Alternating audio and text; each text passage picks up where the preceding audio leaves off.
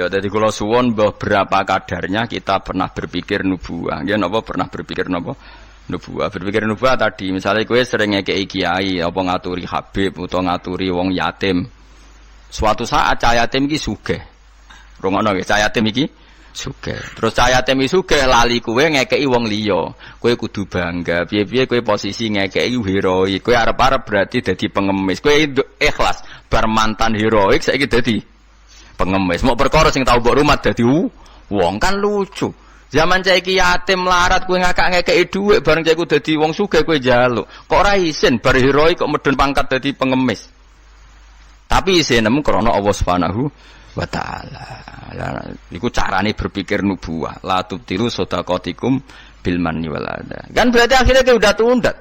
Cilike tak rumat bareng dadi wong lali wong ngekeki wong liya. Iku jenenge kan undat. Mestine ki tetap biasa saja. Nah soal kok Allah nekdir cah yatim itu digerakno atine luwih eling kowe, lha iku jenenge rezeki min khaisu layah tasib kowe putus asa gak arepan blas, putus asa sama sekali gak tomak blas terus cah yatim iku tahu diri ngekeki dhuwit ya tampa, tapi iku min khaisu layah tasib. Mergo kowe gak terlintas blas. Kayak aku ini misalnya mulang ruhin, kan aku ikhlas, suatu saat mati ruhin sugih. Terus golek aku, Gus tak dhuwit 10 juta. Kok aneh kan? Aku mau kaget mau yakin, malah mati mau kok aneh. Tapi kan mihaisullah tasib karena aku putus asa, dikei wis putus asa. Lah iku nubuwah. Ini jenenge napa? Nah, orang Ansor itu dilatih seperti itu. Sampai ketika kepemimpinan ba'da wafati Rasulillah, wong Ansor pun gak untuk jabatan, sing untuk jabatan wong Muhajirin. Abu Bakar ketua, Umar wakil, wong Ansor gak untuk blas. Ketika ada yang usul, ayo kita minta jabatan. Jari mereka sing tua-tua ojo, kowe ngamalem ku lillahi taala. Kene biasa dipimpin Nabi, saiki ben dipimpin Muhajirin. Wes ta sing kulino tawadhu biasa dipimpin tetep wae dipimpin. Kowe iso kaya wong Ansor. Gak iso. Mulane ora ana wong alim kecuali ana darahe wong Ansor.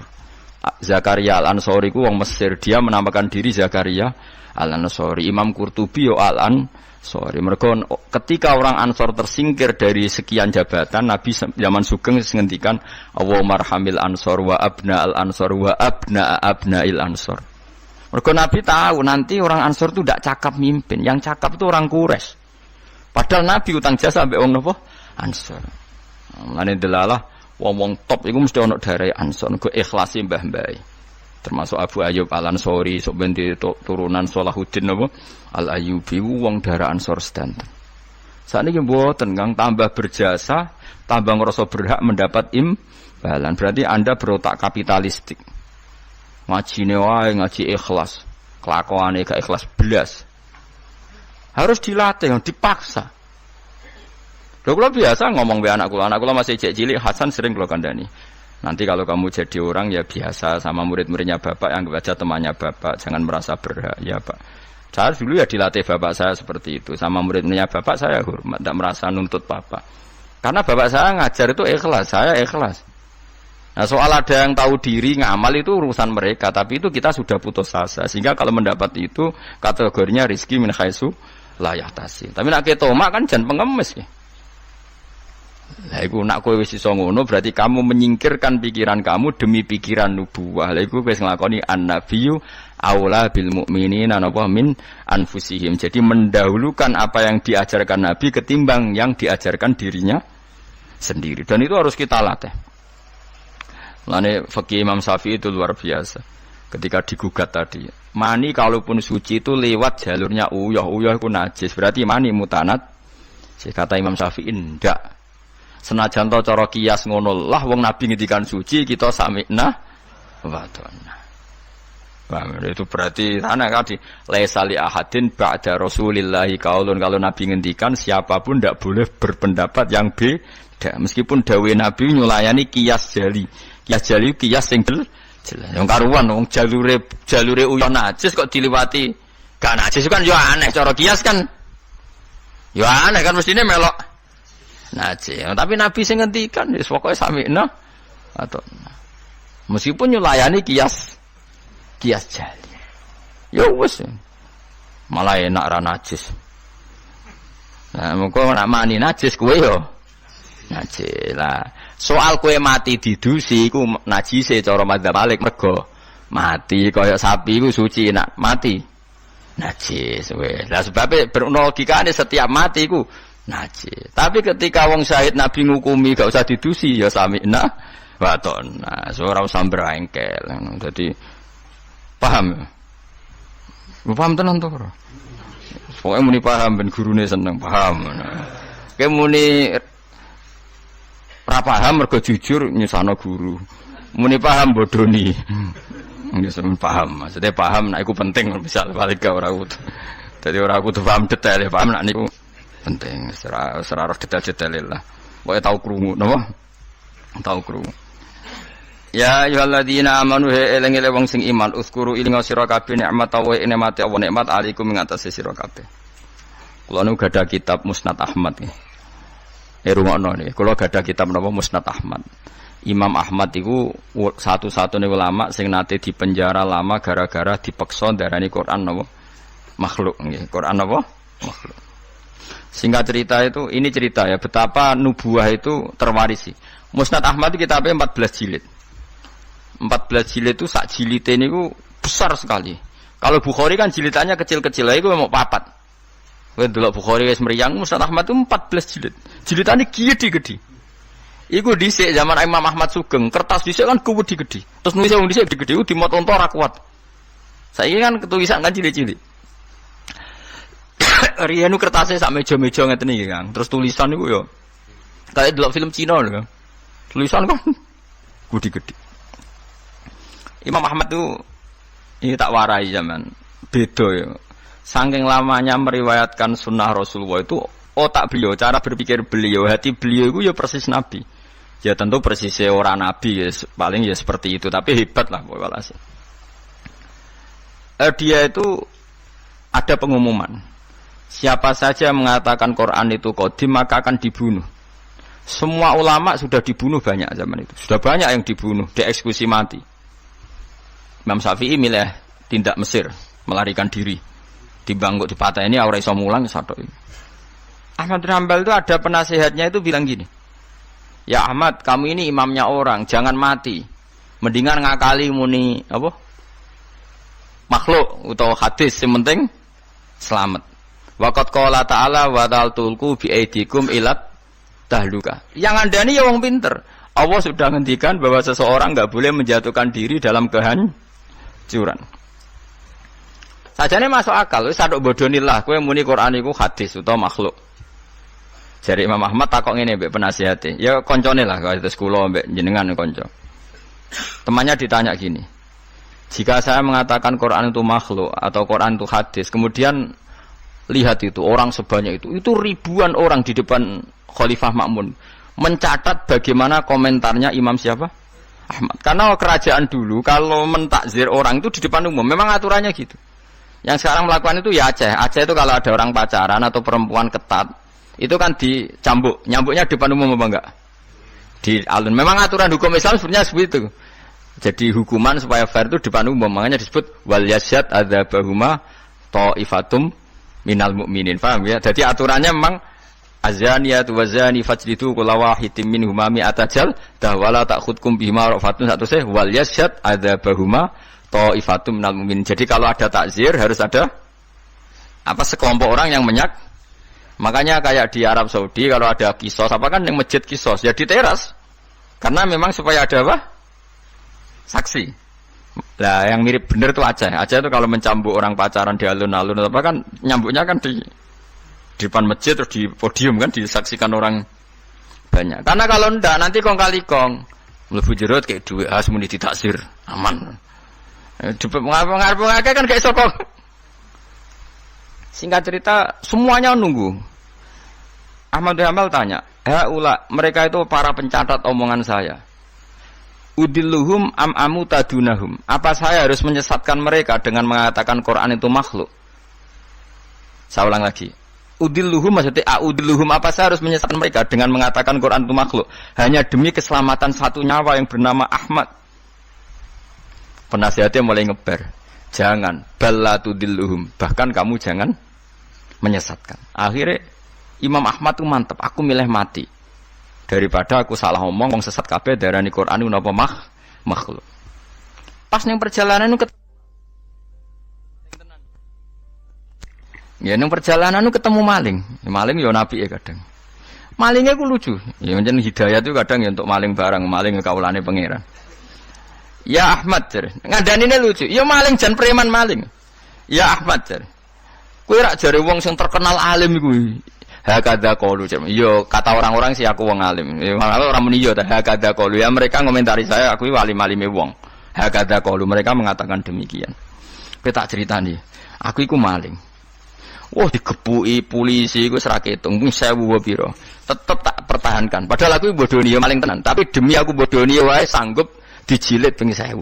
Kowe demi hak buang kene ora kuat. Dicibir kok gak maling tuh. Wah metu kambal tambah semangat siap dicambuk mergo maling wae demi batil. Wani aku demi hak kok gak wani. Malingnya preman. Aku biasa bodoni. Ora maling tapi ngaku ora maling. Ditutuki terus ben ngaku tetep ora ngaku. Padahal demi batil, mosok jenengan demi hak rawani. Mulane kata Imam, ketika dia dicambuki bahkan ada 2 unta, yang satu bawa kaki satu, yang satu kaki satu, berjalan berlawanan. Ahmad bin Hanbal pingsan. Ketika sadar dibegitukan lagi, berkali-kali pingsan lagi. Ahmad bin Hanbal jare lam azal qaulu zalika sarik yu'allifuni. Aku iku ora gingsir-gingsir ndongakno maling iku. Mergo kata-katane iku mengiang-iang ning ati kene. Dadi Ahmad bin Hanbal pasti penjara iku sing dieling-eling nasihate maling mau piye gitu. Lam azal atarhamulahu Sulaiman bin Hanbal, aku ora gingsir-gingsir ndongakno maling mau. Cek mandine kalimate. Menawa malinge bariku dadi wali mergo didongakno Ahmad bin Hanbal. Nah ini seperti ini itu sudah nubuwah. Nak nuruti fikih formal, saya ulang lagi, nuruti fikih formal, Ahmad bin Hanbal boleh bodoni, mergo ana ayat wala tulqu bi aidikum ila tahluka, jangan jatuhkan diri kamu pada kerusakan. Padahal dia jelas kalau mengatakan Quran qadim dia dipenjara, dia dibunuh. Tapi kata Ahmad bin Hanbal, tapi kalau saya mengatakan kemudian orang mengikuti fatwa saya dan dikira benar, maka udilluhum, saya menyesatkan mereka. Apa saya harus menyesatkan mereka? Kata penasihatnya ya sudah. Tafadhol ya Ahmad. Akhirnya Ahmad milih mati. Tapi jenenge wong keramat bareng disiksa berkali-kali gak mati. Pas jeda 3 hari khalifah mati. Khalifah mati diganti khalifah yang sangat menghormati Imam Ahmad. Barang menghormati dia ini didadekno qadil qudot, dikai dhuwit, dikai penghormatan, duwike cara saiki miliatan. Ahmad bin Hanbal gentenan nangis. Ya Allah, apa seperti ini engkau memperlakukan kekasih kamu? Ternyata balak dihormati luwih gede. Kula riyen disiksa pun kiyat, tapi apa saya kuat disiksa duwe dhuwit? Akhirnya ditolak. Ya Allah, saya kuat menerima siksaan itu demi engkau. Masa saiki dikonversi jadi dhuwit? Menolak juga. Menolak di penjara mergo mau hadiah. Jadi penjara ping pindho. Nak kowe kan gak barokah. Maksud dhuwit is barokah. Barokah mbahmu. Orang dulu karena mereka itu nubuwah. Nubuwah itu disiksa yo fitnah, dhuwit yo fitnah. Nah, kowe kan ndak nubuwah, disiksa lara, dhuwit empuk. Wis pokoke ya tapi ora apa-apa wong kowe ra Imam Ahmad bin Hanbal, ben sing bener ya sing ngono-ngono iku. Ahmad bin Hanbal hujjati fi ma baini wa bainahu. Kula alhamdulillah termasuk gadah kitab Ahmad bin Hanbal kathah. Jadi kitab Musnad Ahmad itu regane 2.700.000. Niku kula gadah kalih. Karena saya diadat kitab niku 2 percetakan, 2 penerbit. Kuwatir kula kalau satu penerbitnya ada masalah, saya bisa mengakses penerbit yang apa? Berbeda. Misalnya kalau naskahnya kurang apa? Jelas atau ada masalah. Kan kadang ono masalah, kok ngene tenan ta ora, terus mungkin di naskah lain ndak. Kue Arba'in Nawawiyah mudi sak naskah, padahal regane 5.000. Apalagi kayak Ihya itu punya berapa ya? Cetakan Toha Putra lokal punya, DKI Darul Kutub Ilmiah punya, cetakan Darul Hadis Al-Qahirah punya. Semakin kitab induk samalah punya banyak cetakannya. Karena tadi jagani kalau ada salah naskah atau ada beret atau apa yang enggak jelas, saya bisa ngakses. Al-Quran ya juga sama seperti itu. Makanya dulu ada Mushaf Utsmani itu sampai 4, Kila sampai 7. Terus jadi qiraah apa? Sab'ah. Karena ya tadi logika lughat itu kan beda-beda dan itu kita butuh. Misalnya nusron, ada yang apa? Busron. Ya maknanya sama, tapi kan naskahnya memang enggak masalah itu. Secara lughat memang seperti itu dan Nabi memang membolehkan dibaca dengan 7 apa? Cara. Kue kober tuh ngono. Karena saya pengagum Imam Ahmad. Karena itu otaknya, pikirannya, mentalnya sudah nubuwah. Pikiran dia paling ketika saya heroik di dunia itu adalah kenangan terbaik saya saat saya di akhirat. Nah, menurut saya sekarang yang paling mudah itu kan sujud. Sujud itu nggak ada yang nyalahkan kamu. Paham ya? Negara juga nggak melarang. Nak kue demi heroik terus jadi ekstremis kan orang mesti sahid. Semua itu kue rada penggemar. Bareng ditembak orang sing kenal malah gak keren. Tapi nak sujud kan gampang. Semurah, mudah. Wis gampang lah pokoknya gampang.